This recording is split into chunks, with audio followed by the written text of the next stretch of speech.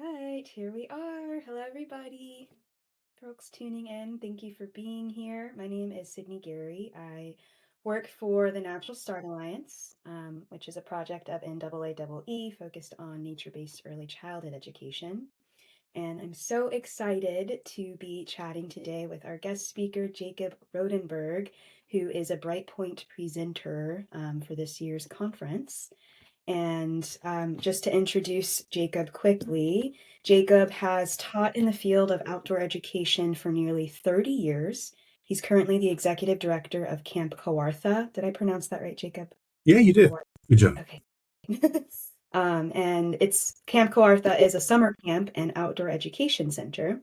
He also teaches part-time at Trent University in environmental education, and Jacob has published a number of articles on children, nature, and the environment.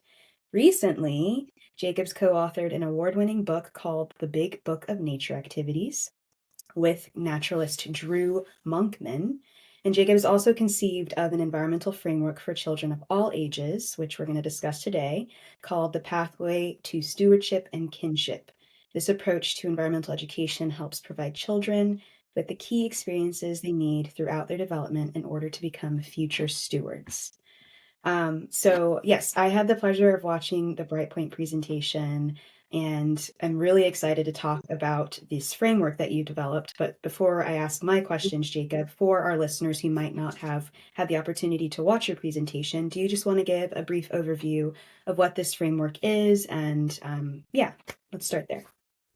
Yeah, sure. Thank you. So the idea was, as a not-for-profit charity, our mission is to foster stewardship. In other words, kids who care for the earth. But we realize we can't do that meaningfully on our own. It takes a village. And so if that's the case, then what do kids need at each age and stage of their development that ups the chances that they'll do things to care for the earth for the age they are? And I felt like that was kind of missing in the field that I've seen. So it was a call for our whole community to work together to empower, activate, and motivate kids to care. Yeah, I love that. And I think in your presentation, you talked about how easy it is to maybe unintentionally install what's called ecophobia in our young learners because there is a lot of doom and gloom to the world. And for our kids who are newly exposed to the world, it can seem overwhelming or intimidating. Yeah. Yeah. If you think about it, our poor children are facing climate change, species depletion, overpopulation, habitat disruption, each one of those that kind of sink lower and lower and saying, I'm just a kid. What can I do about that? That's so overwhelming. But the thing is that there's always something you can do with the very place you stand on. You have three choices: make it worse, keep it the same, or make it better. And I'd love to find ways where kids can show that over time, they've made the very place they stand on more vibrant, more eco-rich, inviting nature back. So Yeah. that's something, an agency, right? So don't Mhm. give kids problems unless they're ready and able for the age they are to do something about it. I love that. And just like the prioritization of staying steadfast on just the concept of hope. Without hope, what's the point? What are we doing this all for? Yes, So I exactly. really, And then yeah, hope with age-appropriate action so right, that hope exactly. means something. So for this framework, tell us a little bit more about, in the presentation, you kind of gave us a background of how you came about the framework, which was born out of a research project that you guys got funding for, and you were looking to local organizations in the Peterborough area of Canada Yeah. to kind of get an idea of what draws people to nature. And I had noted that you mentioned Thomas Tanner, who I was Mhm. not very familiar with. And I'm curious on Thomas Tanner is an environmental education researcher. I'm curious on what exactly maybe you drew inspiration from in his approach. Yeah, thank you. So Thomas Tanner um, coined the phrase environmental sensitivity research, and he was thinking this: there are people that would give up their lives to protect a river or a forest. How did they get to be that way? Like, what happened to them as children that made them so passionate to protect the earth? And if we can learn from that, maybe we can adjust our teaching to give those experiences to children. So what he did, and it was very clever, is he interviewed people involved in the environmental and conservation movement all across the world. You know, some in Africa, some in Europe and North America, South America, and he asked that question, what did you do as a kid? And invariably some themes emerge, right? Like they were outside a lot. They had a relationship with a place. They traveled independently. And so what this all shows is that they developed a really careful, caring relationship with the place that they were on. And that helped them to form a connection with the earth, and they carried that with them. Yeah, I mean, that makes sense. And so what we did is we said, well, why don't we do the same thing? So we Yeah. interviewed over 80 leaders in our community, professed a real interest in the environment. We asked the same question, what did you do as a kid? And from that, and from the research, we distilled a whole bunch of different themes that we then embedded in our framework. And things like, having a caring mentor, someone who takes you under their wing and maybe takes you fishing or takes you hiking, or, just having rich experiences in the same place over and over again. So you develop a relationship with it. And if you think about it, what does a relationship take? With a human, it takes mindfulness, reciprocity, intention, time, effort. It even takes getting to know the personality. And every land has a kind of a personality, and we can get to know that better as we go to it over and over again, the stories of the land. And once we know the stories of the land and we feel like we're part of the land, then we'll want to protect it.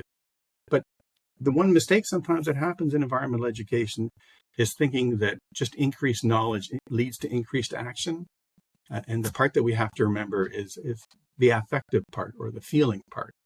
That has to be there too. Yeah, that's a great segue to another point I was hoping to delve into a little bit more. Um, in working with some of your Indigenous community partners, I recall you noting this differentiation between stewardship and kinship, where kinship kind of connotates that more mutualistic relationship, and then stewardship, on the other hand, can sometimes, I guess, refer to a more dominative relationship.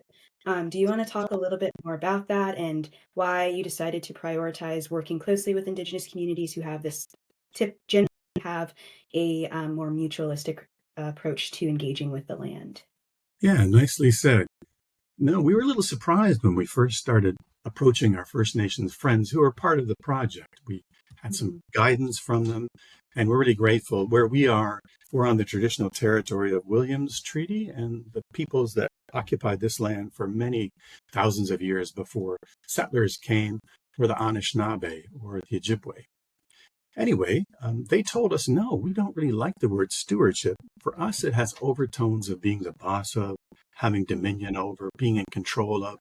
In our worldview, we prefer the term kinship because we think that the water, the air, the plants, the animals, the insects, the birds, everything is part of our family.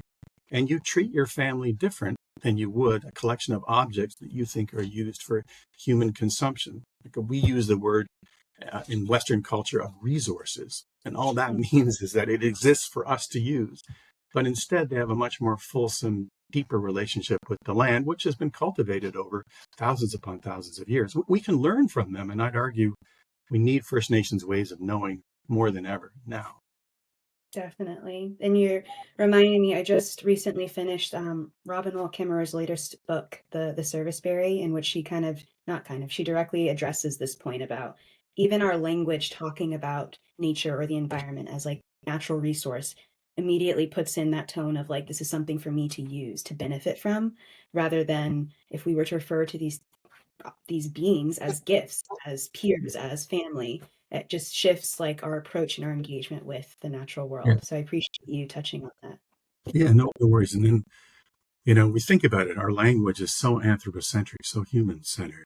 We have a word for ancestors, but I don't think we really have a good word for those who come next, which just goes to show where our attention is focused on the here and now, satisfying our own needs, without really thinking about the consequences for future generations.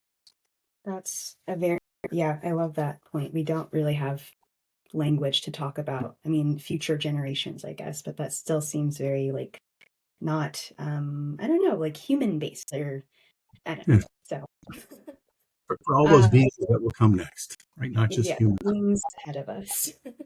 Right? Um, Yeah, so so go ahead. jumping back to the framework, you have you're trying to, or you were trying to get a better understanding of what experiences um, establish those connections for young folks with the natural world. And Mhm. in the resource, you recall, or you refer to those experiences as landmarks. And in the resource also, you're referring to these across different age groups, which I just absolutely love. And I'm just curious to know if you found any common threads in those identified landmarks across the different age groups. Yeah. So the way it emerged was we wanted to research to find out what kids are like for the age they are and what are their characteristics when it comes to learning about the environment, like what excites them. The one theme that, of course, is held in common is just the importance of having deep time in spaces nearby. So developing a relationship with either your backyard, your schoolyard, a nearby park, but going to those places over and over again in all seasons and knowing the stories of that place. And the other thing is things like planting gardens, things like bringing nature back, rewilding. So even just leaving a corner of your yard and not mowing it, nature will come back. The one word that's bothered me over the last little while is sustainability, because if you think about it, that term simply implies a steady state. It doesn't suggest things are going to get better. And since we've lost 50% of our nature since the 1970s, we need a more powerful word. And I think that word is regenerative. And Mm. so if all of us can work towards creating spaces where both nature and people can thrive, and if we can teach that ethic to kids, and no matter where they are, they know that where they stand, they can make that place better by Yeah. bringing more nature back. Planting pollinator gardens, planting bird-friendly shrubs, Mhm. yeah, bird houses, butterfly houses, and then using citizen science as a way to record what's come and what's visited, and is it getting more nature rich over time. I love that Mhm. idea of, people and nature sharing. I mean, if you think people are a part of nature, and I think that all of what you're describing is just attending to that very fact that we are not separate from nature. We're part of it, and we're in constant relation and exchange and interaction. And the more Mhm. we tune into that and attend to that, I think the less destructive our tendencies will Yeah. be. And if you think about the average kid, they spend something like 7 hours and 45 minutes behind a glowing screen every day. And the world they encounter is hermetically sealed in 2 dimensions, and they're only activating two senses, their sense of sight and their sense of hearing. I argue that kids suffer from sensory anesthesia. Those other senses are dulled. And yet we were born to connect deeply to the world around us through all of our senses being engaged. So, but just spending time away from our devices and allowing us to drink the natural world in with all of our senses activated means we feel a deeper connection. I postulate that kids are feeling lonely today because they're missing that deep rooted connection to the life systems that nourish us. And the more that we can get kids out connected, the more whole they'll feel and the more part of something bigger they'll feel and less alone. Could not agree anymore. And so back to the resource, in addition to identifying these experiences or these landmarks children are making with their environment to spark connection, you also provide a series of activities that go along with those experiences that would help teachers or administrators or even parents deliver. So I have to ask, I'm sure you've reflected on it, but what experience or experiences in your childhood would you consider a landmark to your ongoing connection with the natural world? Yeah, thanks for asking. And, I credit my parents. I grew up Mm. as a wild child. We were lucky enough to live next to a conservation area, and I was left to romp and roam, and so I did. And I'd be climbing the highest branches of a white pine tree, waving in the wind, and my mom would just say, "Be careful." Or I would go skating on a pond, and sometimes I fell through, and I'd run home covered in icy water. And my dad said, "Yeah, just really check the ice before you go out there." But they didn't limit me; they made that possible. And I think by being super safe with kids, it's something I call safety hysteria, where if you think about it, an average kid spends 6 to 8 hours under fluorescent lights in a school. And we're saying that that's more safe than being outside, playing, interacting with the natural world. I don't think so. I think, it's kids were born to connect to the natural world around them, and they have a right to do so. And preventing that, it's almost a form of child abuse, right? Because they need to feel like they're part of the living world, and they can only do that outside. Yeah, it's crucial to their biological development. So, Yeah, yeah, I totally agree. Um, so this resource, it's available online, correct? It's yeah. It's free. called The Pathway to Stewardship and Kinship. You can find it at www.pathwayproject.ca. And on there are all the landmarks, and there are some really high quality videos for each age, tons of resources. And also, we just produced a documentary, an award winning documentary about this called The Wild Path Home, and a book that came out in September by the same name, The Wild Path Home, A Guide to Raising the Earth Stewards of Tomorrow. So you can find that online.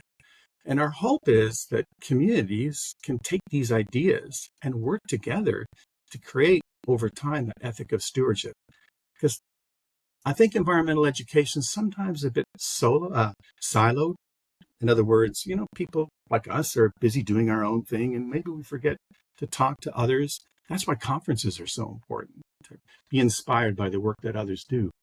But I think we could do a better job of working together and making sure that kids of different ages and stages have access to powerful activities that motivate them to do something positive for the environment.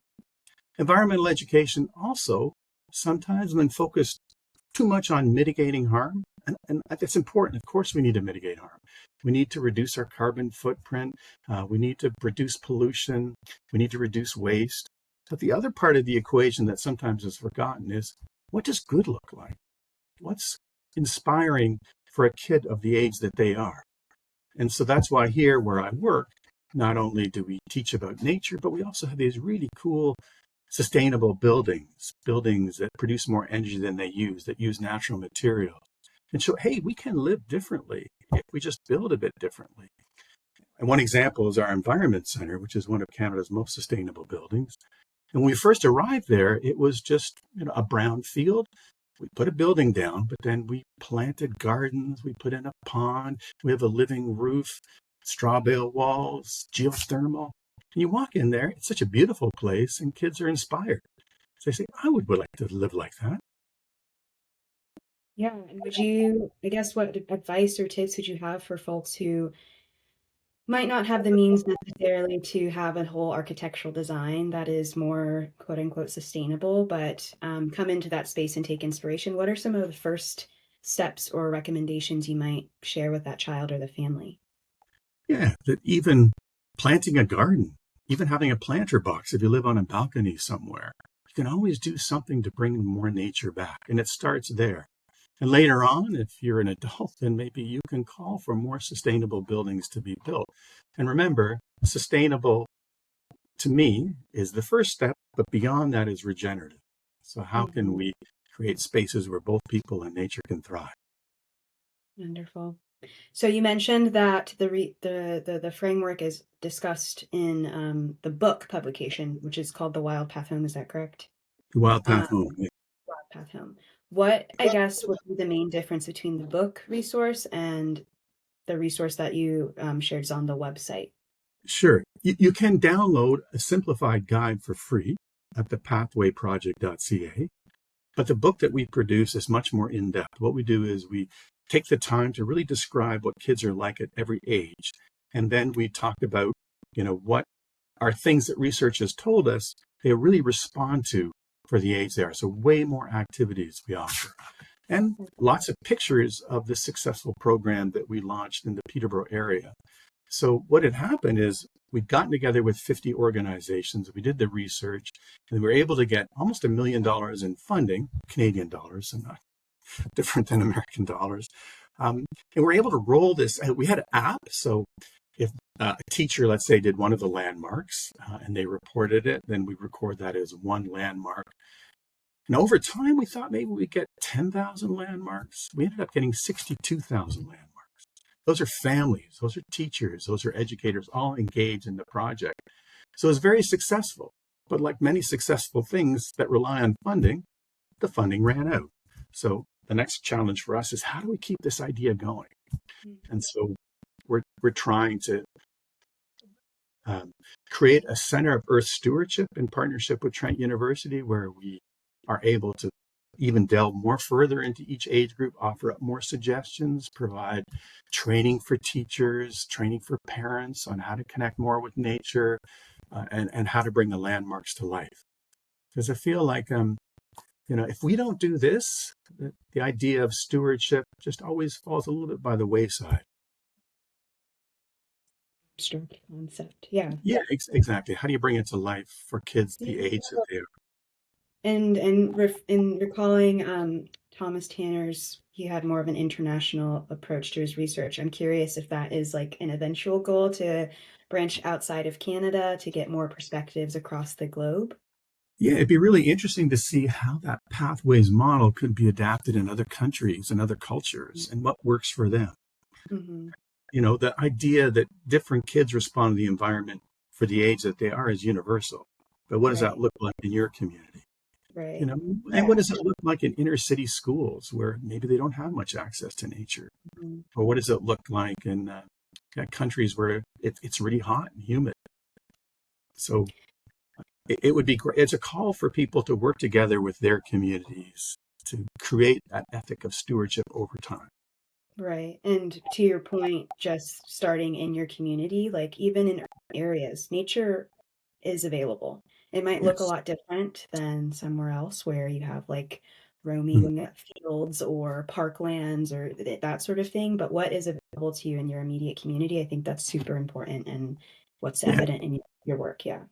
And I think what's also really important is for people to know the story of the land they stand on. Like what happened 10 years ago, 50 years ago, 100 years ago, thousands of years ago? And how can you make that story a little bit better the time that you're on it? Hmm. And even if you're in an inner city, there's something you can do. So, Jacob, we're at the very start of the week for the conference. So I have to ask, what are you excited about for the week ahead?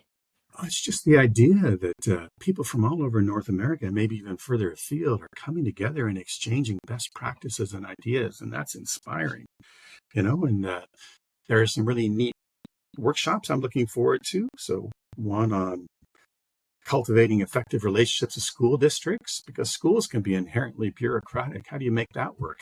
Hmm. Or, climate education, supporting, because it's a pretty daunting topic to tackle. And we sort of say, well, youth, we adults, and I just turned 65, which is a bit scary for me. But we're sort of like we're dumping our problems on our youth and asking them to fix the planet we created. And I can only apologize for that. But what things do they feel, our youth, that empowers them, that they feel like they have some agency over? Hmm. And I'm curious to learn more about that. So thank heavens there's this conference, and I wish it was more than once a year. But to Yeah. all of you who are doing good work out there, thank you for the time and effort and heart you put into it. We need more people like you. Yeah, it's a very invigorating experience to be a part of. Just so much inspiration being shown and shared, and just lots of ideas and perspectives. And yeah, it's a good time of year. Yeah. um, that is all that I have. I guess I would love if you could close us out with how folks can in touch if they're interested. That would be great. Yeah. More than welcome to email me. And I think we're sharing our email. It's jrodenberg@campkawartha.ca. It's a mouthful, I know. Um, and visit the website. Actually, you'll find my email on there. Look at the landmarks, and just even if you don't entirely agree with everything that's there, just think of that idea that you can work with your entire community to give kids rich experiences for the age that they are. And it does take a village. So let's work together as a village to make that happen. Wonderful. Thank you so much, Jacob, for your time, for sharing all that you have to share. It's a pleasure to talk with you and learn more about your work. Yeah, thanks for the opportunity, Sydney. It's great to be part of this, and I hope it gets people thinking. All right. Bye, everybody. Thank you. Thanks, Sydney. I appreciate that.